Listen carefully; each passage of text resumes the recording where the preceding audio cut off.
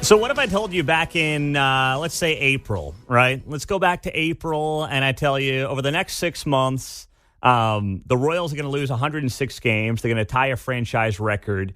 They're going to retain the entire coaching staff, but Kevin McCarthy will be ousted as Speaker of the House.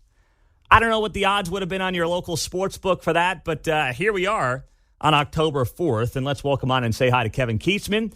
Of course, the host of Kevin Kietzman Has Issues, must-listen-to podcast here in town, covering not just the sports scene, but the news scene and everything else going on in town. What's up, Kevin? Good morning. Hey, Pete, thanks for having me on. I would have said, in Biden's America, anything is possible. That is true, man. That is true. Well, I saw the headline yesterday about the Royals bringing everybody back, and they actually had a pretty good September. And we'll lead this into the stadium conversation, but how surprised were you that everybody is coming back on this staff? Well, okay, so yes, it does appear that that's going to be the case. The question is who's going to leave. And, you know, the silly season hasn't started in baseball. We just started the postseason yesterday. So a lot of coaches, a lot of staffers, a lot of people could jump ship here over the next couple of months.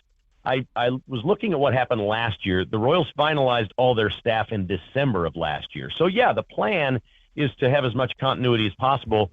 But within an organization, I think we'll always know that there are people that feel like they're on the edge, that maybe they're not, you know, that well liked here, or they don't have a chance for promotion or whatever. So there could be some movement and some change in that direction. But I think the Royals are trying to project right now that we finished strong. We're on the right path.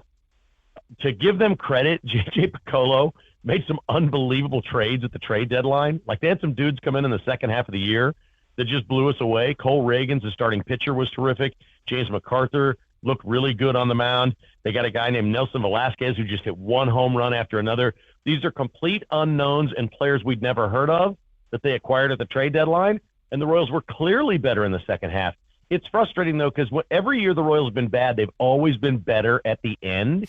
It's like the Royals care more than the other teams that have quit. But they did something miraculous here, Pete, that was impossible. I did a podcast about 3 weeks ago, and I said the Royals are not only going to set the record for losses, they're going to smash it. They have no chance to not smash it. They went out and finished 12-5 to finish the year and tie the record. Well, that was clearly the best 3 weeks of their entire season. It is so frustrating to be a Royals fan. I'm getting a lot of head nods on the other side of the glass here on that. All right, so now the question is, we're going into the next few weeks wondering, where do the Royals want to play baseball in the back half of this decade? Is it Clay County? Is it downtown Kansas City, Missouri, and Jackson County? And the news this week I thought was interesting. Troy Schulte, the Jackson County administrator, he said that if the Royals stay in Jackson County, it could be two separate ballot issues where there's a sales tax vote for the Royals and then a sales tax vote on whatever the Chiefs want. And that has got to scare the Royals to death, because their best odds, I got to imagine, in Jackson County is basically riding the Chiefs' wave to some type of sales tax money windfall that then is going to help them build their stadium. If they're on a separate ballot, Kevin, that's a disaster waiting to happen, is it not? It is, and it's double bad, and here's why. Because it will fail, and it would be Jackson County basically waving goodbye to the Royals and sending them to Clay County. But then Clay County won't have to pay as much. I mean, If there's nobody for Clay to compete against, it then just gets even worse for the Royals. So none of this is looking good. The Royals have botched this like they botch a lot of things. They've botched it from the jump. The bottom line is, whatever the East Village, there is no East Village, let's be honest. There is no such thing as an East Village in Kansas City. It is the worst site for a baseball stadium anybody could ever pick in downtown. There are like literally places a half a mile away from downtown that would be better than this, where they could build their entertainment district and have something different than the Power and Light district around Sprint Center or whatever. They just couldn't have blown this anymore. And I don't know if they got in a rush. I don't know what their problem is, or they don't have anybody that understands this stuff. This is supposedly a Kansas City ownership group.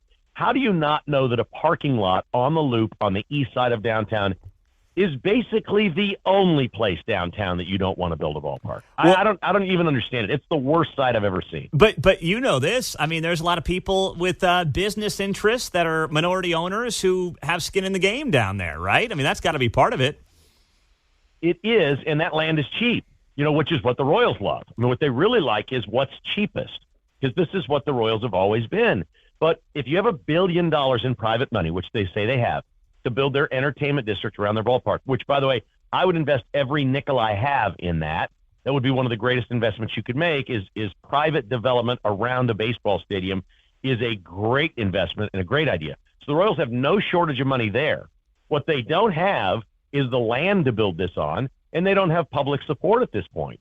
And if they don't have those two things, they can't do this really is about a ballpark village more than a ballpark. I mean, I think it's important for people in Kansas City to understand that. It is more about the ballpark village and the money they can make doing that than it is about having a new stadium. The problem they've got right now is they just don't know where to build it. By the way, I think the north of the riverside is fantastic. I went and spent about an hour and a half one day walking around, touring that area, looking at what's there. I think some of the buildings and land around there would be relatively cheap to acquire. There's a big open space where they would build the stadium. You will not have a great view of downtown, but if you're sitting in the upper deck, there's potential that you could see part of downtown and whatever. I just think that's a neat Kansas City neighborhood. I think North Kansas City is pretty darn cool, if you ask me, and it could be kind of a destination location. The biggest problem they have there is the number of people that would have to cross a bridge to get to a ball game. But if part of your sales pitch is here, we play at 6 o'clock. We want you to come at 3 and hang out for a few hours. I think it looks fantastic. Yeah, and let's be honest. If I've got $1 billion to spend and invest, are you doing it in Clay or are you doing it in Jackson County right now? Well, it looks like Clay would be a great idea. Yeah. And again, they have the infrastructure to build condos. I mean, I could see one of the things that a lot of people my age, Pete, right now are at a point in there. They're like, okay, what do we do for retirement? Like a lot of people just pack up and move to Florida or Arizona. I speak to more and more Kansas Cityans that do not want to do that. They love Kansas City. They want a partial retirement. They like someplace to go in the winter. Maybe they have a condo somewhere and keep their home in a place. There are no condos in Kansas City. This is a very strange real estate market. The only condos are like on the plaza, and who wants to live there? I'm not, and I'm being honest. The crime is bad. It's getting worse on the plaza. Retail's going away. If they build something in North Kansas City where it's a fun neighborhood, a really livable, viable neighborhood that's not filled with crime, that the people there in that county take really great care of their residents, where taxes can be relatively low, I can imagine all kinds of people saying, we want to invest here, we want to live here. I'm not talking about apartments. I'm talking about buying condominiums.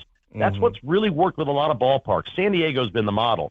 They've just got these giant condo buildings in the outfield at Petco Park where people have said, this is a cool place to live, right here by where all these ball games are. I could see that in North Kansas City, and I could see where people would embrace that as a safer option, a more viable option, and just a cooler place to live. Yeah, that's a good point. Kevin Kietzman, of course, you know the show. Kevin Kietzman Has Issues. Find it wherever you get your podcast. All right, Kevin, we haven't spoken, obviously, since Taylor and Travis became a thing here. Let's just start right off the top. Kevin Kietzman's reaction to Travis Kelce getting friendly, I guess the best way to put it, with Taylor Swift. Look, this doesn't surprise me. Travis Kelce, when he wasn't very famous, had a show called Catching Kelce, which was produced by a local producer who had no real Hollywood ties, but he had a lot of money. So he got this job for Kelce, and I think it was on E! Entertainment Television. This has been a long time ago. People don't remember this. And it was a really bad show. But it was pretty clear at that point that Kelce, it was awful. I mean, it was terrible. And Kelce will admit that. He'll admit it was awful. And nobody watched it, but we knew right then that Travis Kelce had his eyes on Hollywood. Here's the best part about Travis Kelce. It has never kept him from being a great player. So will this? Probably not. The only way they're going to have a real relationship is if Taylor Swift moves here. Travis Kelce has a 6 or 7 month job in Kansas City where he has to be here 6 days a week. Well, if you're going to really have a girlfriend and like live together or whatever, she'd have to move here. That isn't happening. Okay, this can't happen. This is all just celebrity gossipy stuff. I'm sure it's fun for the two of them. Taylor's got a movie coming out. The football season is on. Travis is off selling his soul to Pfizer, and Aaron Rodgers is now making fun of Travis Kelce for being Mr. Pfizer.